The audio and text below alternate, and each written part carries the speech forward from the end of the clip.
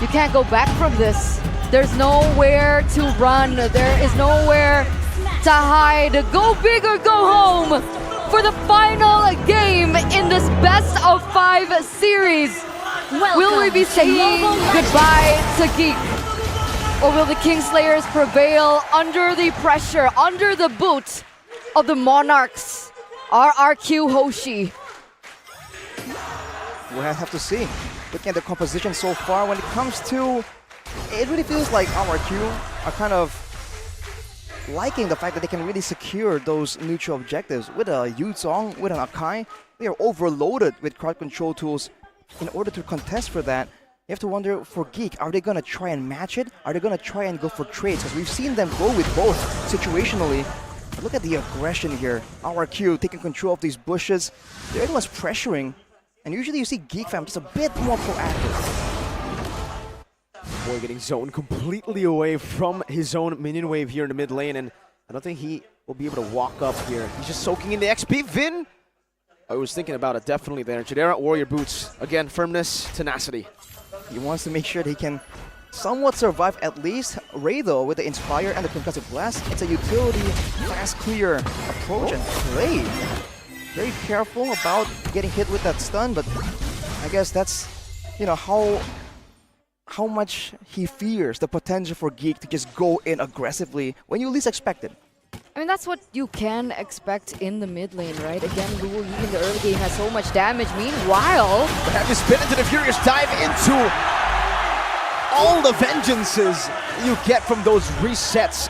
Straight for the turtle, it spawns in 4 seconds. Rrq strike first in game 5. first blood, but only onto Vin up until this point, right?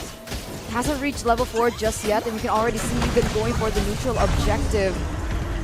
No contest whatsoever for Geek as they look for a mirror play in the top side. Can they get it? Diversion, no. All the way up top. Vin cannot chase them. They're here just to relieve some pressure away from Skylar in this lane. A 2v1. Vin! Final slash from Beloyski back, forcing him to flicker. This is a dangerous call from Beloyski. He went with the flicker, knowing that there's a lot of aggression, gap closing tools from Rrq. But that means he doesn't really have a Purify. So if Dawn feels that Chidera is too slippery or a boy is too difficult, too covered, he can still go for Beloyski. And this also forces a boy and Beloyski to kind of split apart unless they want to be comboed and knocked up together with a Petrify Furious Dive combo. So that Yuzong pick is just looking more and more valuable as the game goes on. The audience prediction, it's been up and down, honestly. Earlier on, it was like a 50%, 59% for Rrq, but we're back to 70%. I think after 2 convincing wins by Rrq, the Kingdom have rallied even stronger than before. But again, up until this point, back into the game, 3 minutes has elapsed. We're looking at 40 seconds to the next neutral objective. Irad level 6, Ray as well. What are we expecting here? Do Geek need to look for an opportunity, or do they just try and weather the storm that is Rrq? I think they definitely want to weather the storm just a bit more. Everything, even the roamer, is just so aggressive from the side of Rrq. And Skylar here, knowing that he has the backup, goes in aggressive, chunks the members of Geek low.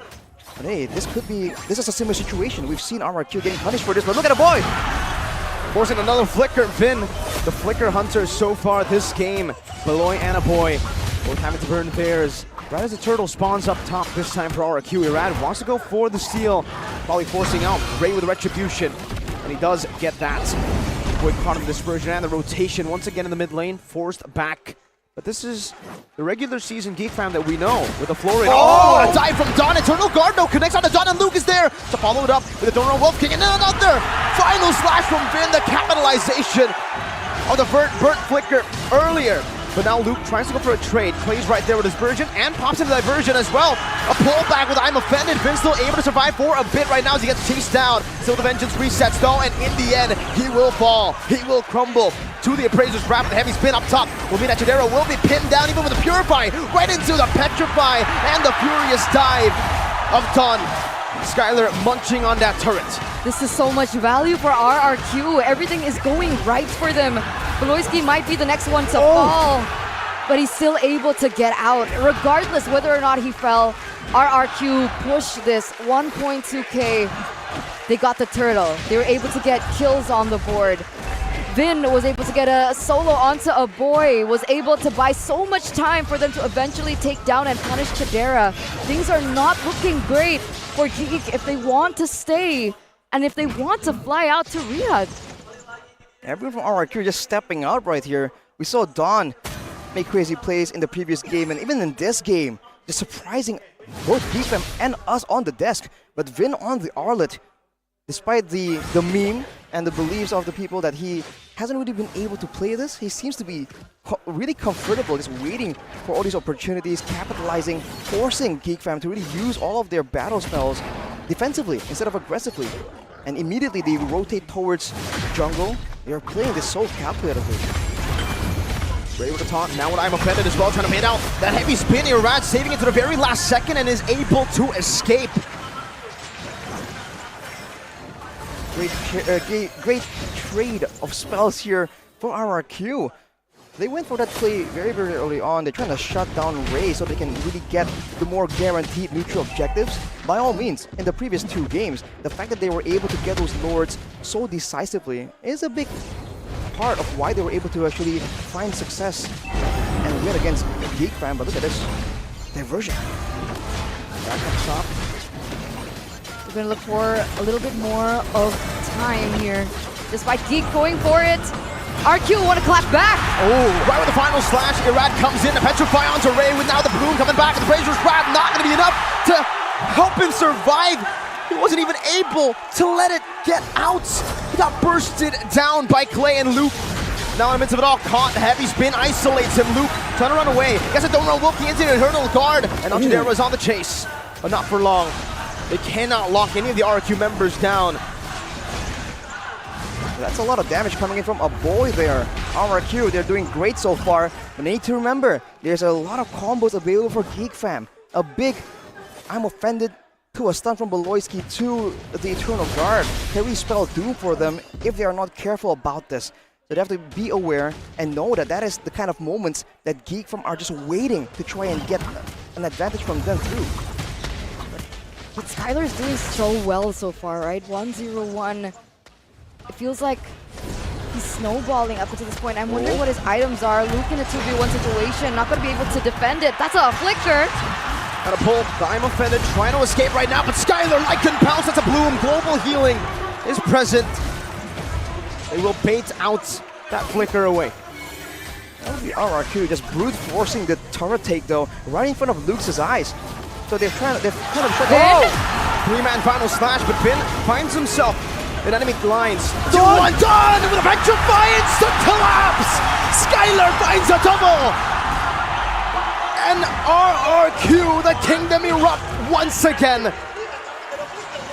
It's a 4-1 trade. That was a 4-1 trade. After everyone laughing at Vin's Arlet, he goes in with that play and he makes it work. The follow-up as well was so impeccable by Dawn with the Yuzong. Never mind the trade. They get so much space. They get the turret in the mid side and they have so much more control over Geek now. The fact that Vin started the whole sequence, burns all the battle spells, all the counter-engage tools, and Dawn immediately identifies it. The Dawn comes in, lands the tail on 2 members, just deleting them.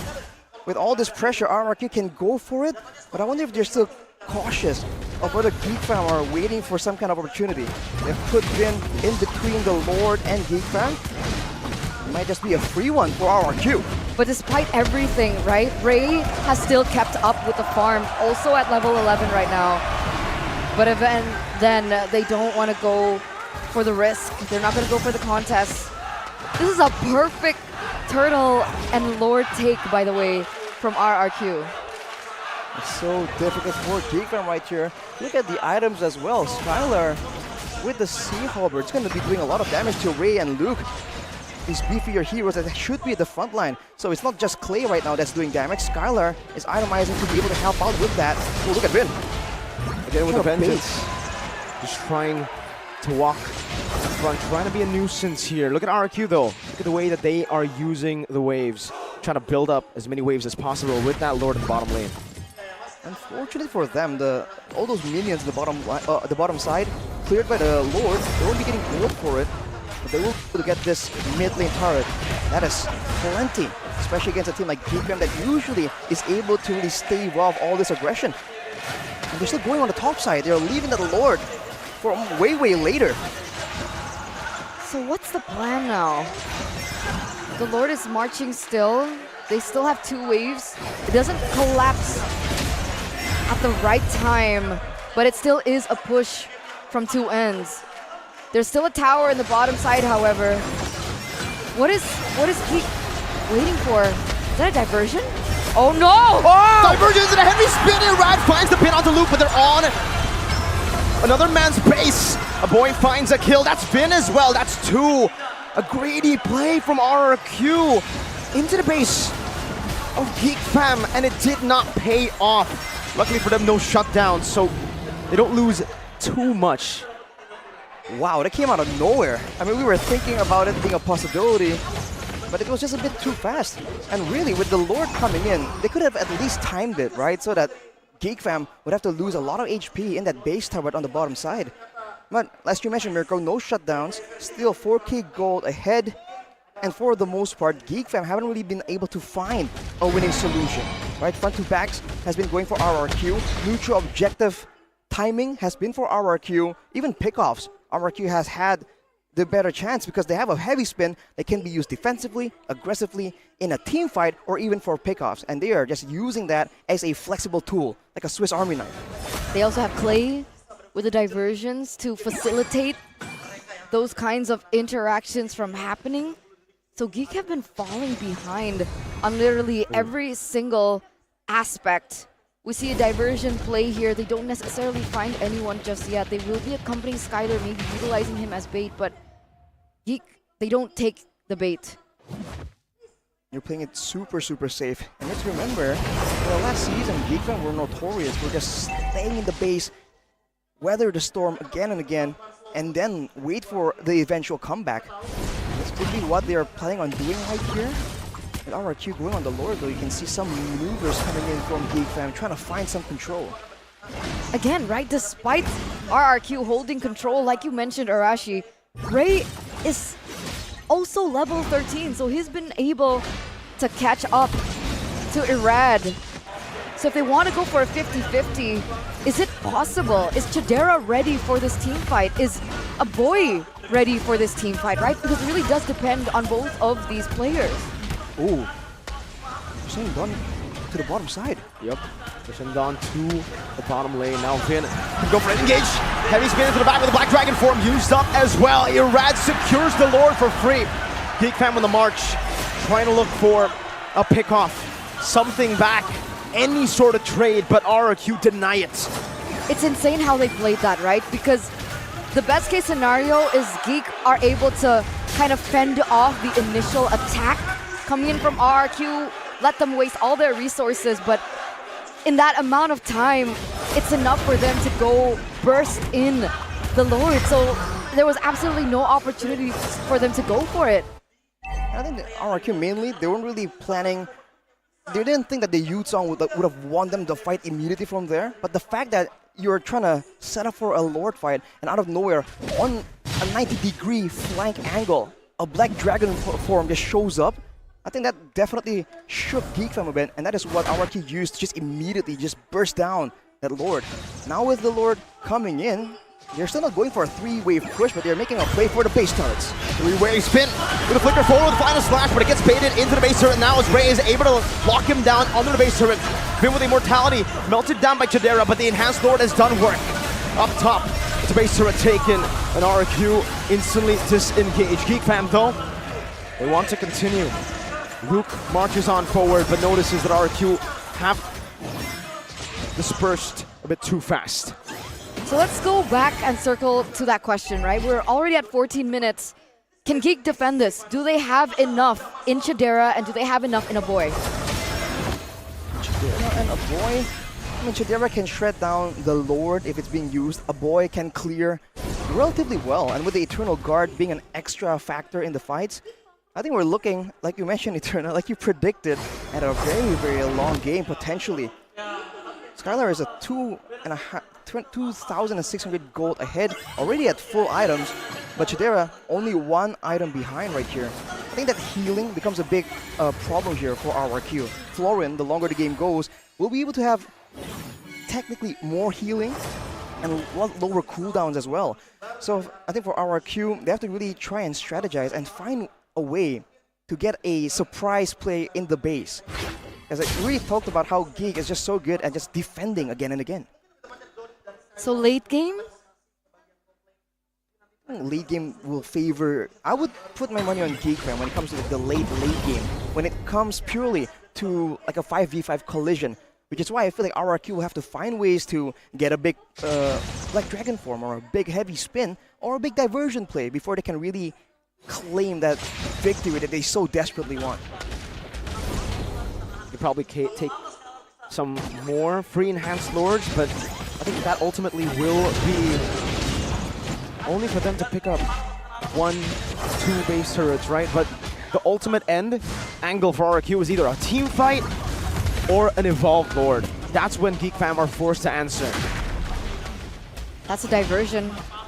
Yuzong is at the bottom of the map, ladies and gentlemen. Keep an eye out for him. Chidera is positioned in perfect way. Finn gets locked down by the lord that knocked him up. Now Ray in the midst of it all. It's gonna be Don who rises to the back, but Eternal Guard catches him. Mortality used. Chidera ultimate on nature, but look at the choke point now with Luke able to find the Donra Wolf King around with a heavy spin, is trying his best to get rid of the Geek fan members. RRQ dispersed. Luke finds that I'm offended, but now Skylar goes in for a desperate play, fighting Beloyski, but will lose his life with Geek fan chasing. It seems Skylar is still able to survive. He runs away with the GDS movement speed, but the enhanced lord will spawn up top. Geek fam know it. They want to take the big plays. This might be the end. In the mid lane, marching down. I'm offended on the Skylar. Ray will knock up. Oh no! They're chasing Skylar, but he has the GDS once again. Now the enhanced minion waves come down. And so does Vin. Dawn 4 seconds, Irad 11. An Eternal Guard. Trying to spot out the diversion. Ray walks up. Skylar is running for the hills for a boy, but he might be caught now. A boy running too far from his team. That Skylar picks up an unstoppable abate and an elimination for Skylar. That was a mid laner traded for a mid laner ultimately, but look at RRQ marching down in the mid lane. Skylar is still available. Vin and Dawn are on the way as well. These base turrets are going to be falling with everything on the line. They find Luke with the final slash, and I'm offended not connecting. RRQ slowly but surely marching down in the Kingslayer's base. That's a 3-man stun from Beloy. Luke with the Don't Run Wolf King as the Black Dragon form gets used up, and Ray is going to be isolated with a heavy spin. Finn also isolated in the back. Ray still able to survive right now as he gets so much sustain. Meanwhile, Finn, he cannot say the same thing. He shall crumble under the 3 members of Geek fam. 2 base towers taken by RRQ, but look at the gold difference. Geek fam is closing it. And this is the signature Geek fam, the defense every single time when they know that their backs are clear, are safe from any play. We've seen that when it comes to items, a boy and Chidera now output damage that RRQ cannot ignore. And Skylar, being the early game hero that he is really struggling to keep up with the damage output from Chidera, especially in these short bursts of engagements that are reliant on big ultimates like the Black Dragon form, like the heavy spin. With 2 base towers, they can still go for a great play, a diversion maybe for a big flank, or just go for the Lord. But now it's getting scarier and scarier, less guaranteed as the seconds go by. But even then, right, 30 seconds next for the next Lord to spawn, but look at the position that it's spawning in, right? It's on the bottom side of the map. Meanwhile, RQ were able to get that inhibitor in the top side, so that in itself is working in favor of RRQ with the fact that they still have the Luo Yi to play around with the macro. They have the Yuzong as well in case they want to go for it. This is going to take extra amount of brainwaves from the Triple B to work out this macro, to work out this Lord Dance. For sure. Looking at the items as well, Ray going for all ability-based physical damage reduction, and Athena and Oracle. He knows that there's going to be ability-based damage coming in from Skylar, from Frey. He needs to be that extra frontline because Beloyski is not a tankier hero that can initiate or counter-engage. So right now, it comes to just short trades. The Florian healing now becomes a big problem. Because even if Rrq can chuck someone down to half HP, unless it can really seal the deal and take him out, put him on death timer cooldown, it won't be enough. But with the waves pushing on the top side, Rrq, they're trying to play this as calculatively as they could possibly do. Ladies and gentlemen, this possibly could be the last Lord of this best of 5 series. The way that this goes down is imperative to the success of the entire organization at MPL ID Season 13. And if they still want a chance to make it to MSC, the pressure is there. The chaos is looming. The waves are pushing. And the Lord gets resetted? Rrq, maybe a bit too cautious. Maybe a bit over. Respectful! Two-man unoffended, right into the stun. Chidera trying to go for some damage as the Black Dragon form gets used up, but that's all just a bait.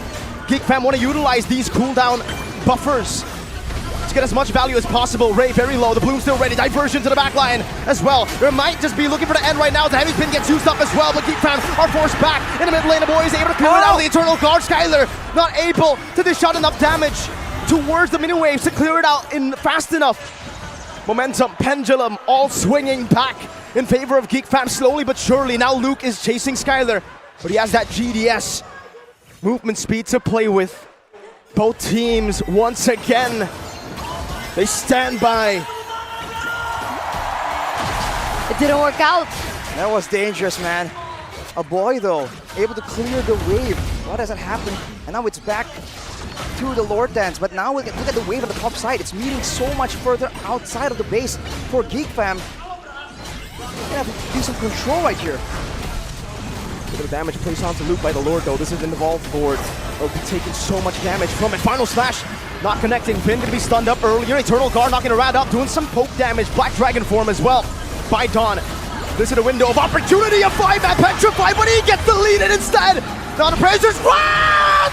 Ray finds Iran and he gets the retribution. All objectives have gone to the Kings. All of the retries have gone to Iran. But one, the one that mattered might have gone to Ray, might have gone to the Kingslayers. Irad and Dawn, they fall. And with them, possibly the entire kingdom will go down with them. 3 waves are pushing. Ladies and gentlemen, this Lord is marching down in the mid lane. 20 seconds left on the clock for Irad. 17 seconds left on the clock. Ray still needs to work down in the top side. Oh, but there they go! With unoffended finding play. Only Skylar, the crown prince in his own base, left to defend. They will slay the prince, they will slay the Kings. 7-0, and proceeding to an 8-0. The Kingslayers continue their reign over the Kings. They were once the saviors. They were once the key. But back here in the playoffs, in the mausoleum, in the Colosseum, all that does not matter. We are now back to enemies. We are now back to rivals. And despite the equalizer from Rrq, it's not